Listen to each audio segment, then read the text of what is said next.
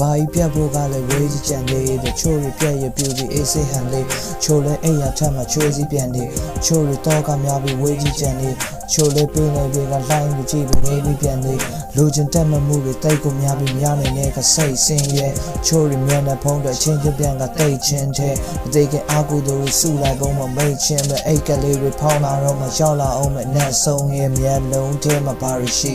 တခေါက်လောက်မှန်ကိုကြည့်ငါပြောလို့စင်ရသုံးသက်ကြည့်မိတ်ဆွေမျက်လုံးထဲမှာပါရရှိတခေါက်လောက်မှန်ကိုကြည့်ငါပြောလို့စင်ရသုံးသက်ကြည့်မိတ်ဆွေမျက်လုံးထဲမှာပါရရှိတခေါက်လောက်မှန်ကိုကြည့်ငါပြောလို့စင်ရသုံးသက်ကြည့်မိတ်ဆွေမျက်လုံးထဲမှာပါရရှိတခေါက်လောက်မှန်ကိုကြည့်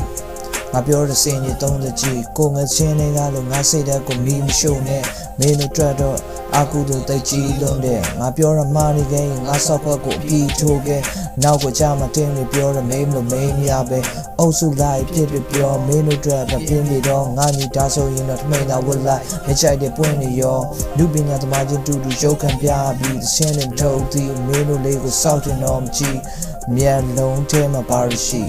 ခေါ်လမန်ကိုကြည့်ပြီးတော့ငါပြောတဲ့စင်ရင်သုံးသက်ကြည့်မိတ်ဆွေမျက်လုံးထဲမှာပါရရှိခေါ်လမန်ကိုကြည့်ငါပြောလို့စင်ရင်သုံးသက်ကြည့်မိတ်ဆွေမျက်လုံးထဲမှာပါရရှိခေါ်လမန်ကိုကြည့်ငါပြောလို့စင်ရင်သုံးသက်ကြည့်မိတ်ဆွေမျက်လုံးထဲမှာပါရရှိမိတ်ဆွေမျက်လုံးထဲမှာပါရရှိ